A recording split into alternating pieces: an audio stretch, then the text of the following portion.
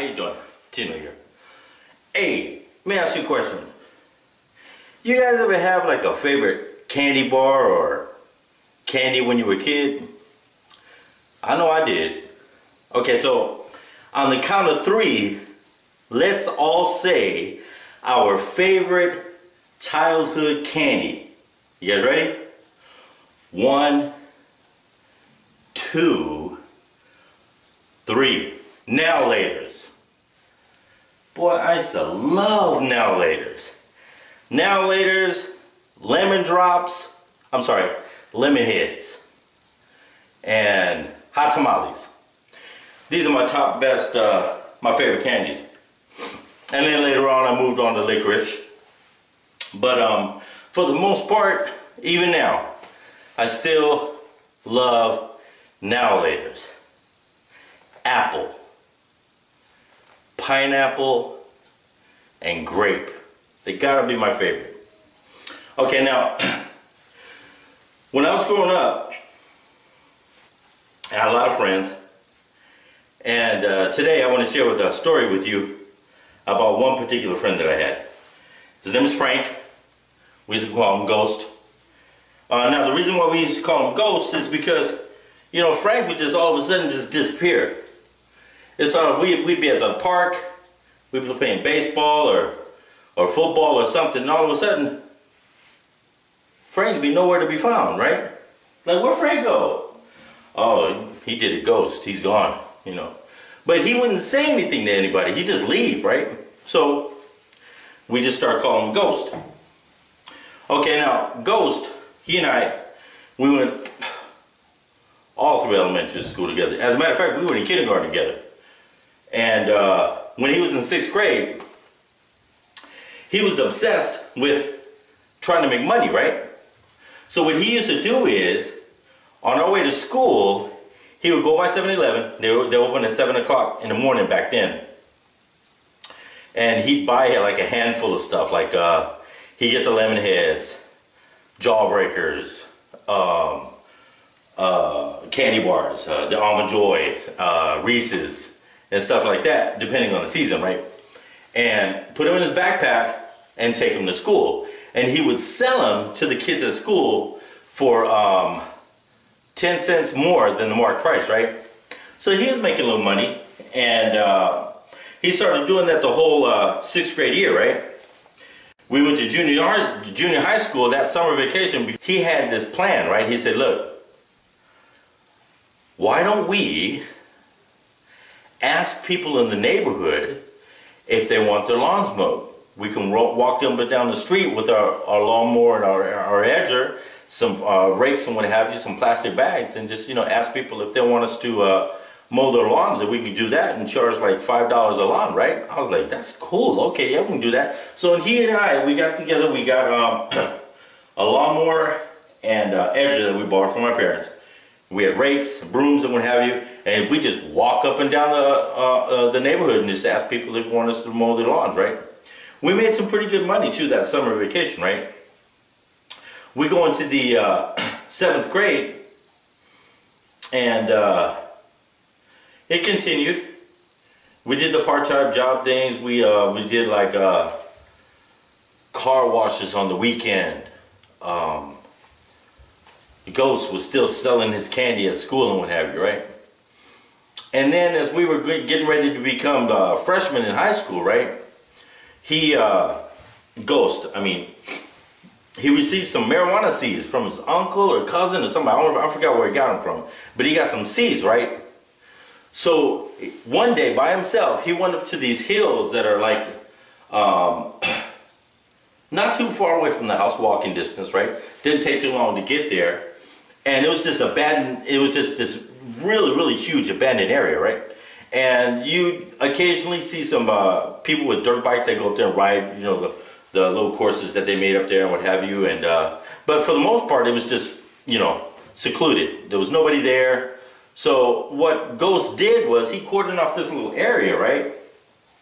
He made himself a little garden, and he planted those seeds. And you know what? They started to grow, fam. And that's one thing about weed. It can grow anywhere. That's why they call them weed. Or weeds. Okay, and they started to get pretty big too. He'd take a bottle of water up there, a jug of water, I'm sorry, and water the plants, right?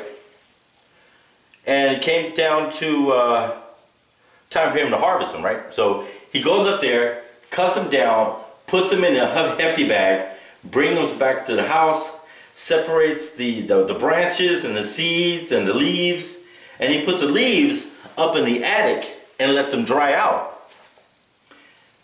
When it's all done, he starts separating the buds and what have you and starts bagging everything, right? And now he's selling weed at school. I know. We told him the same thing, you know, shouldn't be doing something like that. You know, if you get caught, you can go to jail, this and that. But he was so confident about selling stuff without anybody noticing, because here you gotta understand, he's got 3 years of training doing the candy thing, right? And he never got caught, not once. Other kids got caught, but they never gave up where they got the candy from, so that was cool. But yeah, but Ghost never got caught. So now he's moved up to selling weed now. And Ghost was Ghost, you know. We'd see him and then sometimes we wouldn't. So to us, regarding him, no news was good news. Okay, if we didn't hear anything, you know, it was wrong going on, then he was okay. But you know, he wouldn't be there all the time. You know, he was, once we get into high school, we kind of like broke up, and he would go and do his thing, right? He's making money now, and it's obvious that he's not only selling weed. So he moved on up, and that's what he did. And he was a smart kid too. And of course he graduated and what have you, but he didn't go to college, right? When we went to school, everybody just went off in their own directions, and some of us were still together. But Ghost, he did a Ghost for real. You know, he was really caught up into that game. You know, selling weed and he was selling crack. He was selling cocaine. I think he sold about almost about every illegal drug out there, right? And he loved that life, you know. And that's I used to tell him all the time. I said, you know, hey dude, you know, you making this easy money and everything, but you know, the only thing good about easy money is that it's easy, you know. You basically just putting a pause, you pushing that pause button on your life, man.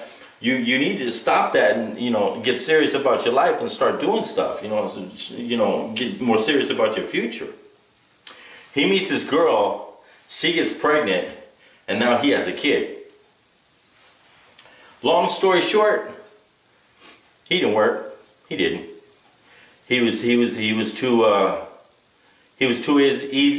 too into making that easy money, and it was very, very addicting to him, you know. And he started using the drugs, and that's something that you just don't want to do. You know, what is that saying they say, don't get high on your own supply? Is that how it goes?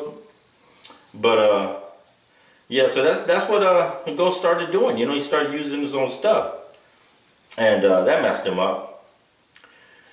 And we hadn't heard from Ghost in a long time.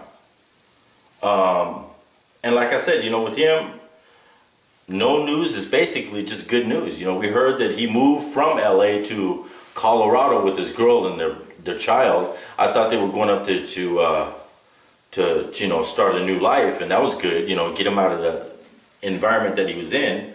But no, he didn't change. He did the same thing up there in Colorado as well. Sometime later, he came back to LA. No longer had any friends. Family basically disowned him. And I had no idea what he was doing. You know, nobody did, really. And from what I hear, Ghost, he tried to kill himself. You know, he slit his wrist. He cut himself wide open, right? And he was sitting there bleeding in some funky motel somewhere in the bathroom, right?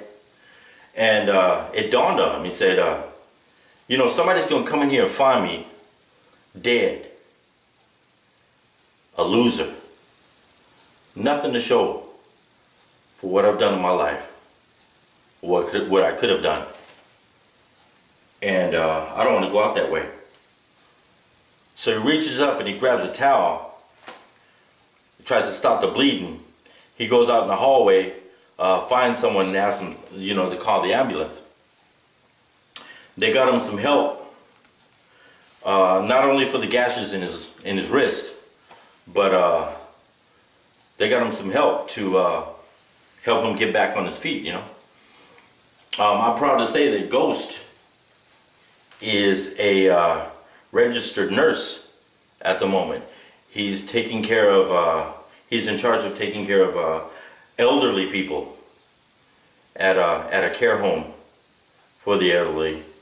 And he's doing really, really good. Like I said, you know, we talked not too long ago, and we start reminiscing about the past. And the whole time I was on the phone and listening to his testimony, listening to what he had gone through and this and that, and he asked me to tell the story to you guys, you know, because he knows there's a lot of cats out there who are doing the same thing as he did, you know, basically just pushing that pause button on life. Okay, just like he did. You know, he'll do this for a little bit, and maybe he'll get serious and go back to school like later on, right? But see, a lot of people don't understand, once you hit that button, your life may stop at that particular time, but you continue to get older, you know? Your age doesn't stop. And next thing you know, he's 30-something, you know? And he had his life on pause for almost like 20 years, right? So that was just a lot of time that he could have been using to do something else positive in his life, you know? And I started to call him Frank. Frank this, Frank that. And he says to me, he says, "No, dude, I mean, why you know, since we've been on the phone, you've been calling me Frank. Call me Ghost, man. It's me. Call me Ghost." And I was like, "No, dude, I am never, ever gonna call you Ghost again, dude. Ghost is dead. Ghost is gone. You've been resurrected, my brother. You are Frank again, you know? And I'm never gonna call you Ghost again. I don't like Ghost. I never did like Ghost, you know? And I love the fact that he's still trying to do his best to stay on that horse, you know? And it's hard for him, you know? It really, really is. He doesn't have the relationship that he wishes he had with his child or his wife, but he's really, really working hard at that.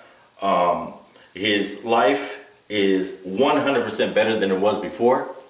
I am constantly praying for the brother, you know, and like I said, you know, Ghost wanted me to share this story with you guys because he knows, just like I do, there's a lot of young cats out there who want to go that easy route, you know.